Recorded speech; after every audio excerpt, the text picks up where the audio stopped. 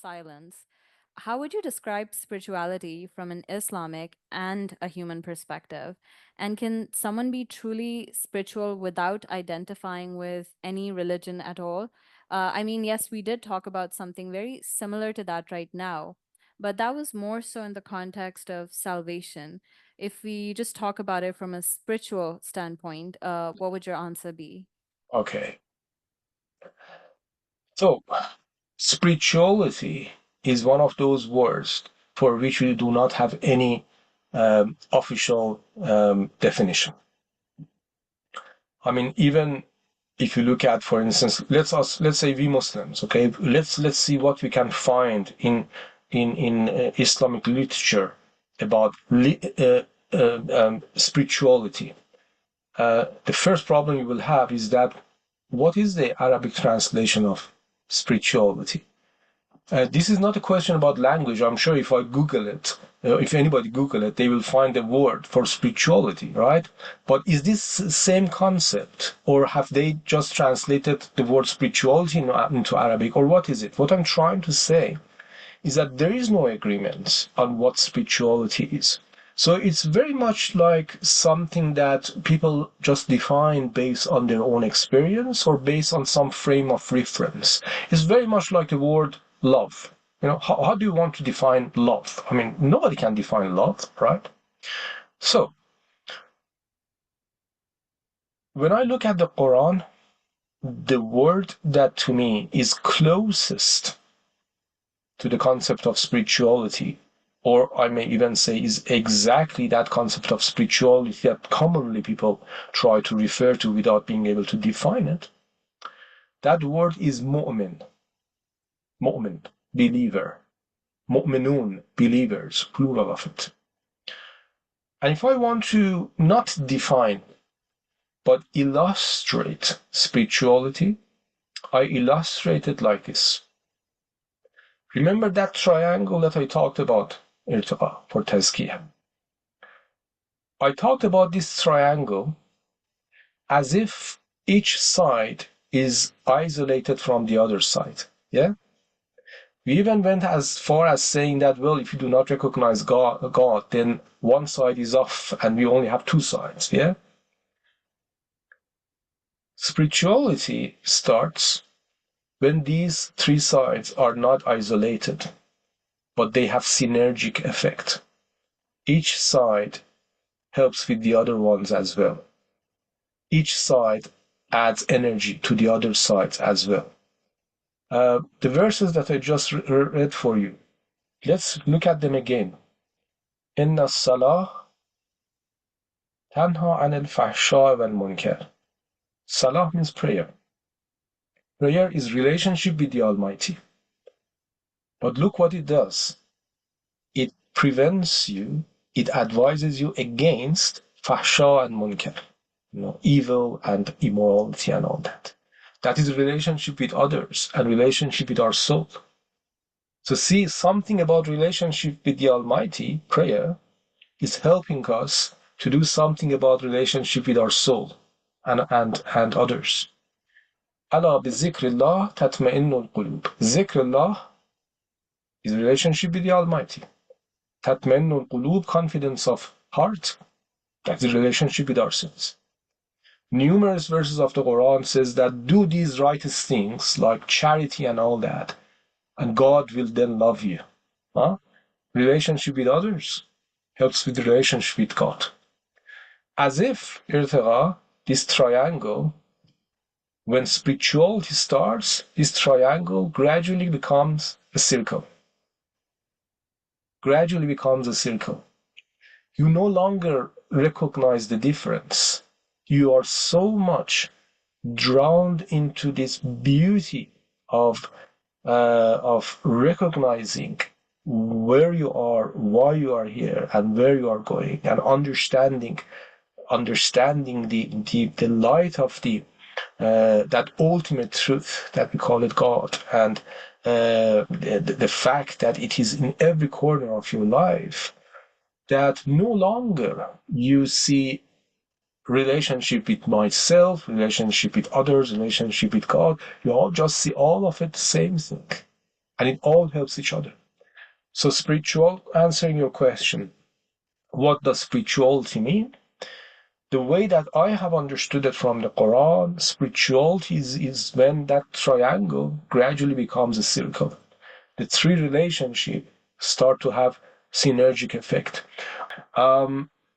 I did refer to Surah Al-Mu'minun.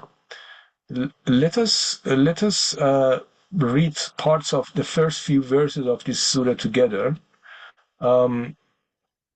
So, قَدْ أَفْلَحَ الْمُؤْمِنُونَ.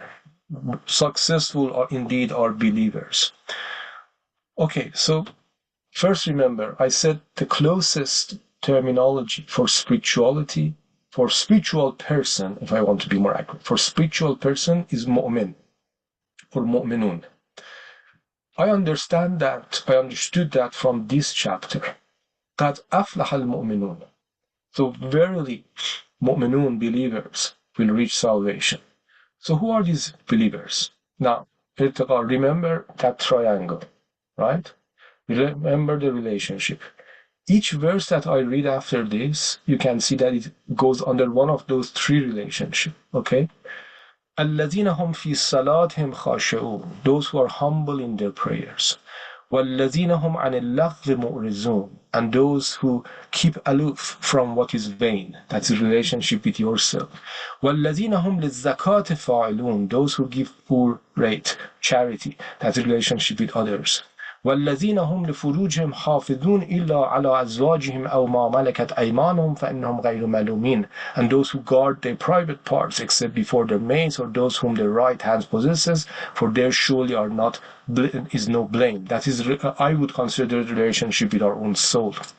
And then goes on, وَالَّذِينَ هُمْ لِأَمَانَاتِهِمْ وَعَهْدِهِمْ رَاعُونَ. Those who are keepers of their trusts and their covenants. Again, relationship with others. وَالَّذِينَ هُمْ عَلَى صَلَوَاتِهِمْ يُحَافِظُونَ. Those who guard their prayers, relationship with the Almighty. أُولَٰئِكَ هُمُ الْوَارِثُونَ الَّذِينَ يَرِثُونَ الْفِرْدَوْسَ الَّذِينَ يَرِثُونَ الْفِرْدَوْسَ هُمْ فِيهَا خَالِدُونَ. These are the ones who receive at heaven. Here it is called Firdaus, and they are going to stay there forever. Talks about these three relationships, add them into one framework that calls it mu'minun, believers, and it says they will reach salvation. That is spirituality in my understanding. So let me now quickly go back to purification. So basically what that then means, irtila, is that when it comes to purification, I wouldn't say that not believing in God necessarily is an obstacle for your purification. Because as I explained, if you're not believing in God is an honest belief itself, so one dimension out of the three does not even apply to you. So you can still work on the other two dimensions. So yes, purification still applies to you, and with the willing of the Almighty, you will reach success in the hereafter. No question about that, right? But spirituality, because of that circle idea, no, that is something that you cannot achieve if that third dimension is not there. That third dimension of recognizing there is something beyond this materialistic world. That is something that you will not be able to achieve. Having said that, let me also add that there have been many people who even themselves think that they are atheists. But when they write about it, when they talk about it, and a few of them, when I discuss things with them, not to debate with them, just to understand what their beliefs are, you will find that no, actually they believe in God. They just have a different image of him. They just have a different image of him. It's as simple as that. They do believe in him. So it takes a lot for somebody to really be 100% atheist. If there is such a person, and if it is honest belief, still that person is working on his purification, and still chances of success for him in the hereafter are just like other human beings who do believe. But when it comes to spirituality, no, that will not happen for that person. Right. Is that clear? Is Yeah, that yeah, clear? it is. It is.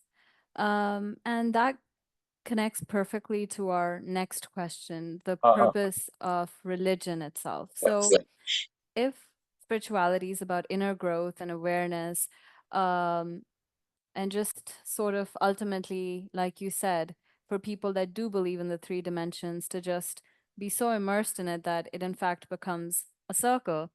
What role does religion play in nurturing that? We talked about rituals and everything. So is religion meant to lead us to spirituality, or has it over time become more about structure and identity than experience? Mm. Okay, so I think part of your question might relate to another category of topic that I know we are going to touch about and to talk about, and that would be the nature of the Quran. So I'm going to be a little bit more brief about that part of your question. But let me first explain what the purpose of religion is. Okay, so again, we can say many things about the purpose of religion. But if I just go back to the Quran and try to see what the Quran says about purpose of religion, you will find four verses in the Quran. You will find four verses in the Quran, and you will find that with slight differences of order of the words and slight different grammar, they're all saying the same thing. I just read one of them that is in Surah Al-Baqarah, the second chapter of the Quran, verse 129, and that is Abraham, who is praying that God would send a prophet for the descendants of his son Ismail. So the prayer, which is a verse of the Quran, is this رَبَّنَا وَابْعَثْ فِيهِمْ رَسُولًا مِّنْهُمْ. So, and Lord, our Lord, sent to them a messenger from themselves. Okay? So what does this Rasul do? So we are not seeing the purpose of religion that comes after. يَتْلُو عَلَيْهِمْ آيَاتِكَ. They read your verses for them. وَيُعَلِّمُهُمُ الْكِتَابَ وَالْحِكْمَةِ. Teaches them book and wisdom. وَيُزَكِّيهِمْ. And purify them. إِنَّكَ أَنْتَ الْعَزِيزُ الْحَكِيمُ. Now, what is hikmah? What is kitab? Whether teaching them is really about teaching or is it just about informing them? That's another topic. Maybe we can talk about it later. But the point I want to try to make here, irtiqa, is that in a quick reading of that, it seems like God is saying that there are four purposes in religion. Yatlu alayhim ayatik, to read the verses of the Quran. So the Prophet would pass us the verses of the Quran. Yu'allimuhumul kitab, teaching us the book. Okay, some people say book here means regulations, but that's another discussion. يُعَلِّمُهُمُ الْكِتَابَ وَالْحِكْمَةِ, teaching them hikmah, wisdom. Some people say wisdom here is about beliefs and morality, but that's another topic. Right? وَيُزَكِّيهِمْ, and to purify them. So a quick reading of this verse, as if it says there are four purposes for religion. I want to argue there's only one purpose here. Guess which one? Tazkiya, yuzakkiyah. That is the purpose. The other ones are ways, tools towards that purpose. So it is by learning kitab and hikmah that purification will be facilitated. And it is by hearing the verses of the Quran that learning kitab and hikmah will be facilitated. So yatlu alayhim ayatik is actually to facilitate what comes after. يُعَلِّمُهُمُ الْكِتَابَ وَالْحِكْمَةِ. Reading for them the verses facilitates teaching them book and wisdom. يُعَلِّمُهُمُ الْكِتَابَ وَالْحِكْمَةِ facilitates يُزَكِّيهِمْ. Teaching them book and wisdom facilitates purification. So everything that you talk about today and every question that you ask me today, I end up on same answer. Purification, Tazkiya. The purpose of religion is purification. And this is what I learned from this verse and the other two verses that are very similar to this. And again, I'm telling you that I think I've read about other religions. I've read some of their books, and I had privilege of discussing with some of the followers of those religions as well.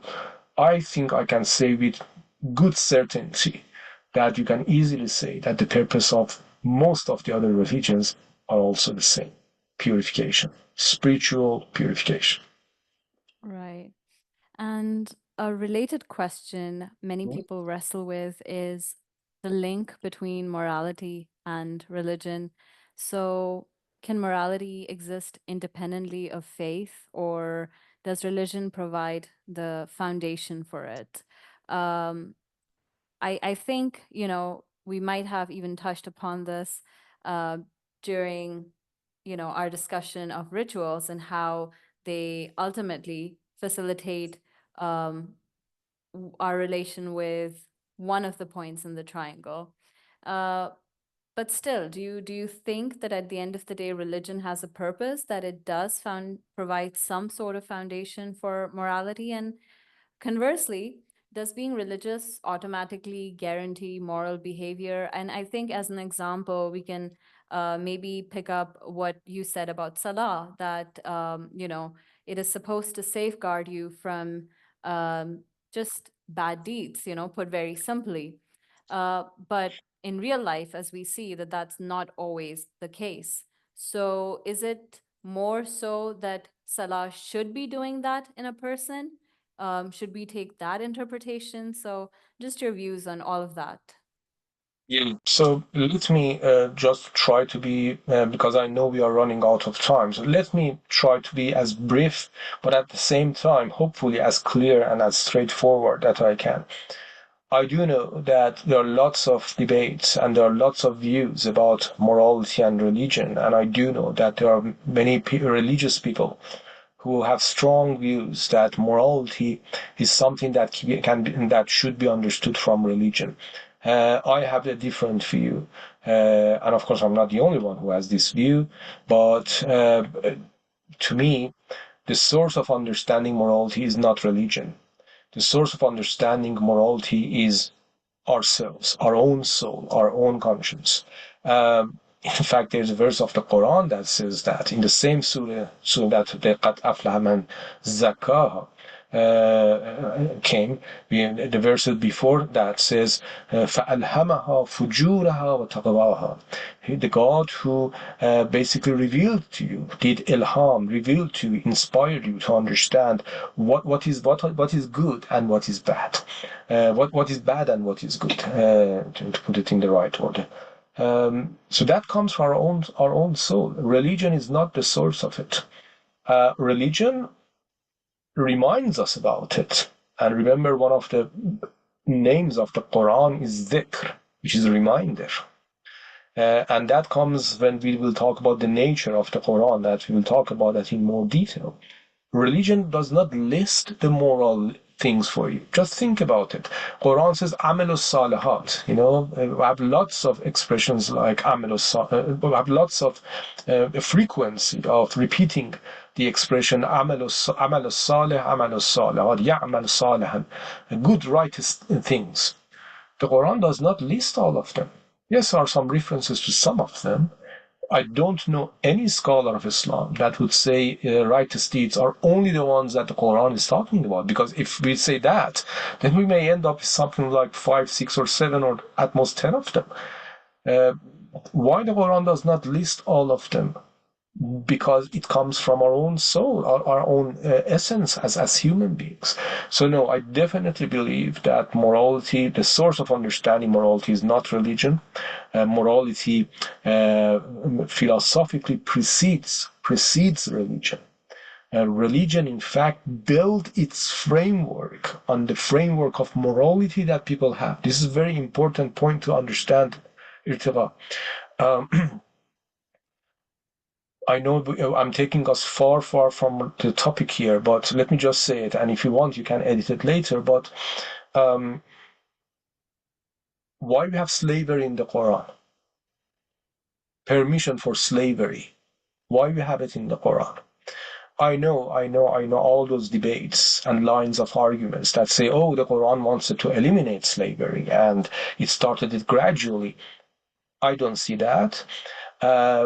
What I see is that any Sharia, any religious regulations that comes, it has to be on the basis of the moral framework of the community that it comes to, and just be a step farther, not more than one step farther.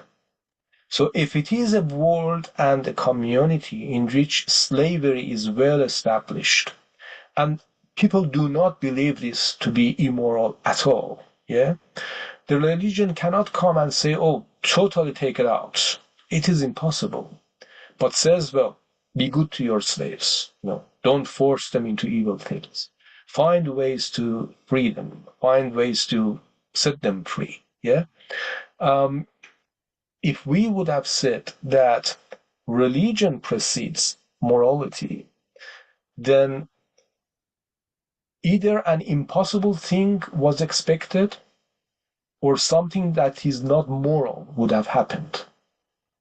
The impossible thing that would have been expected if we would say that religion precedes morality would be that that religion should then give some immoral code that applies for the rest of the life of human being on the face of earth. That is impossible. No religion can do that because yes, it is coming from God, but it's come from for human beings. Human being changes. Application of morality changes. There's no way that a religion comes and gives a moral codes that applies for the rest of human life, unless those moral codes are very generic ones, like don't say lie, you know, don't oppress others. Yeah, these are universal, everlasting. But anything more specific than that, it's impossible to apply for the rest of the world. So I said, either it will be impossible if religion precedes morality, if we believe that religion precedes morality. I said, either it is impossible or it makes something that is immoral. What is that thing? Well, if you believe that religion precedes morality, then slavery is still okay. Then we can still have slaves. Nowhere in the Quran says slavery is bad. The Quran actually says one of the verses that I just read in Surah Al-Mu'minun. The Quran says you can have relationship with your female slaves. Nowhere it says it is bad. Nowhere. Yeah. Same goes for some of the other issues about the right of women, etc., etc. Yeah. Then we are stuck in that framework of morality that belonged to 1400 years ago. But if we appreciate that morality precedes religion, then everything changes. The story changes. It is religion, it is religious rules that are built on the basis of that moral standards that at that particular community in that time human beings had, and in that community, but of course adjusted as much as possible, brings more purity into it as much as possible. And then, in the words of Khalid Abul Fazl, the author of the book Reasoning with God, the religion, the Quran, the book, will require a clever, intelligent, insightful reader that when they read these rules, they understand and appreciate that this is not the end of something. This is the beginning of something. So if that for that community, such ruling, for instance, for women is given, women who could not get inheritance, now they can have half of inheritance. What does that mean for our time? When women work like men, etc., etc. I do recognize that I said I'm going to answer very briefly. Actually, I didn't do that. I answered in much more detail. But yeah, that's my answer. No, but thank you so much for being so thorough about it. This leads to a very interesting follow up question. which I really think ties into all that you said. Do you think even in today's time, we sometimes mistake social conformity for morality? And how does true spirituality change the way we behave ethically? Um, it seems a very simple question, but I think it's actually a little complex question because, as you said, that morality is often linked to the social customs of the time, um, and it just builds upon that. But sometimes people see that just conforming to social standards is really not being truly spiritual, because then you're just working on uh, pleasing society and going by society's standards. So how would you answer that? I think I think there's a difference between morality and just following the standards of society. And please do consider that when I said religion comes on the basis of the framework of that moral standards of that society, uh, that's because religion cannot bring something that is totally alien with the customs of that society. There's no way for that. Okay, I mean, just imagine the Sharia that we have today was brought to, let's say, London by a prophet. Nobody would believe in him because they say, well, what is this, right? But when you read the practices and the moral standards of the Arabs at the time of the Prophet, and then you see the Sharia that was brought to them, you find that, oh, that matches very nicely. And of course, it pulls them up in terms of morality. So it comes down to their level to grab them, and then it pulls them up. That's what the religion has done. But your question is about something else. What about us individuals? Do we need to follow the standards and customs of our society? And my answer to that is that I think there is something very important in our life that we often ignore, and that is to have honesty with ourselves. I think there is something very important in our life that may help us answer your question, and that is to be always honest to ourselves. That is very important. Uh, we of course need to be honest to others, no question about that. But often something that we ignore is the importance of being honest to ourselves. I think that is even more important. And if we can be honest to ourselves, then we can be honest to others as well. Um, I think we should always consider disregard of what everybody is saying, disregard of what customs are telling us. Just me, for instance, irtiqa, with all my understanding, the best of my understanding about myself and the world, what is the correct action at this time? And if you then come to understanding that the correct action is route number 2, then if the world tells you that the correct action is route number 3, you will say, no, it's route number 2. That is being honest with yourself. And and I think if we try to be that way, it will help us to get to what I would call it a pure moral behavior. Not a artificial moral behavior. I mean, artificial moral behavior is very easy. I don't go to the vicinity of another person and I just say hello and just say goodbye and just smile. There are person next to me. It's a long wait. Well, let us talk about the weather. So how was the weather today? Short talks and things like that. That's artificial morality. It's not bad. I'm not saying it's bad, but it's not pure real morality. Pure real morality is what comes, I think, can be helped and facilitated when you have that honesty with yourself, being the person that you are and not putting show, and being brave about it. And then, of course, if you want to be like that, then you need to be try. When I say you, I mean all of us, myself as well. We need to then try to gain as much knowledge as we can.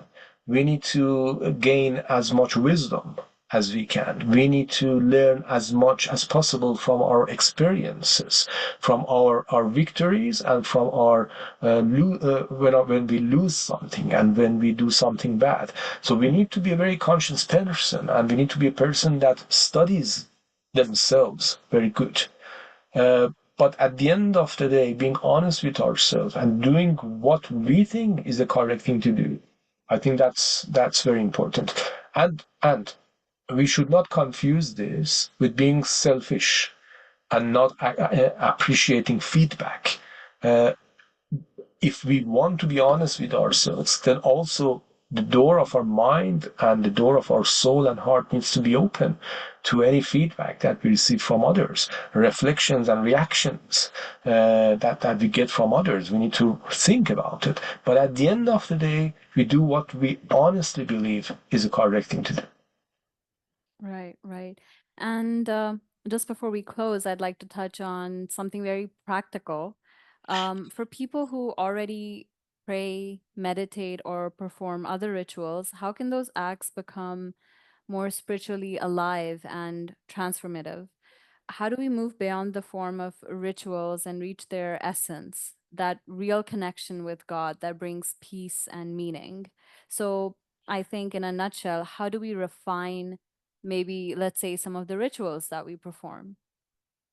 So, of course, I think that needs lots of discussion, but just to touch on some of very, very few points, I would say that um, some easy things to do. So, number one, I would say paying attention that we are doing this thing.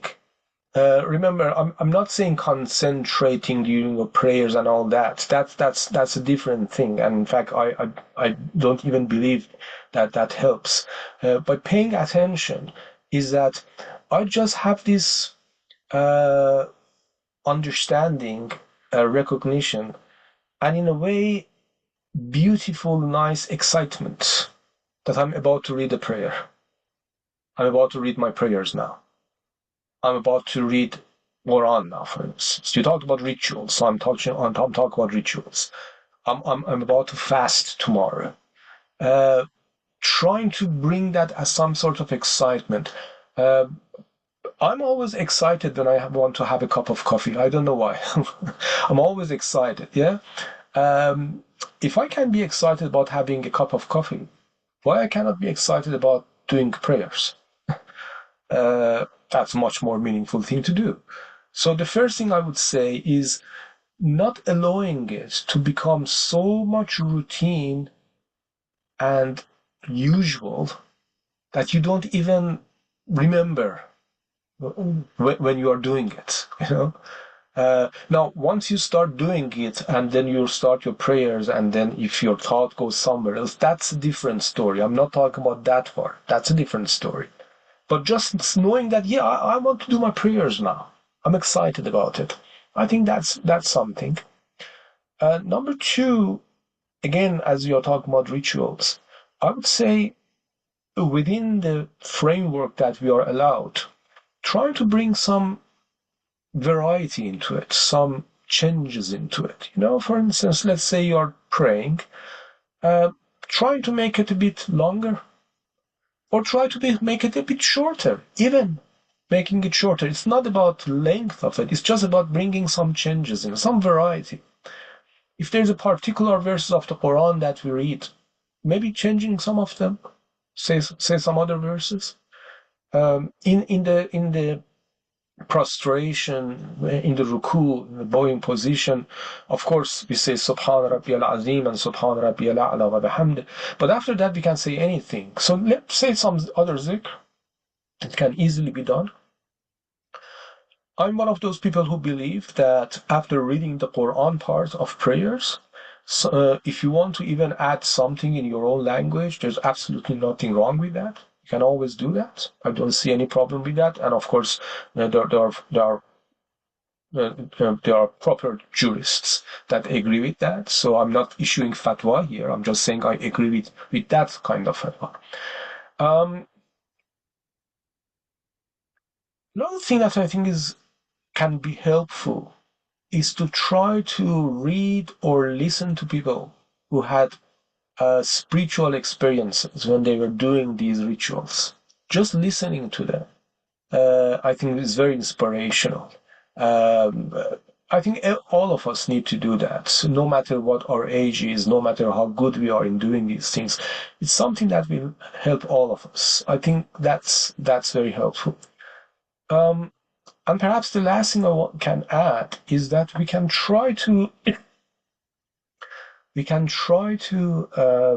make a link between these rituals and our soul in this way, that we look at ourselves, we reflect on ourselves, we say, okay, I have some strengths, so thanks God for that, but I also have some weaknesses. Okay, so let me list those weaknesses, right? So if you, Irtiqa, want to list your weaknesses, I think you may end up with two or three or something like that. If I want to end up with my weaknesses, it might be something around 200, 300. So I put all this list there, yeah? And then let me just pick up one of them, the easiest one that I can do something about it. For instance, being more patient when I'm facing others, not become angry so easily. And then what I try to do is that while during every day and night, I try to control myself and I try to help myself to be more patient. And while I may also read some books and articles and hear some advice, even psychological advice, doesn't need to be religious, about how to be patient, I also have this intention, and it's not just intention, but taking it into my heart, that every ritual that I do, I hope that it also helps me with eliminating that weakness. And maybe at the end of every ritual, or if it fits during every ritual, we also ask God, please help me with this weakness. I think that also helps. That gives some very specific meaning and focus task to our rituals. So I think for now, maybe those four would be enough. I think we can talk about many other things as well, but for now, I think perhaps that is enough. Okay, wonderful. And thank you, Dr. Shafti, for sharing your wisdom and perspective once again.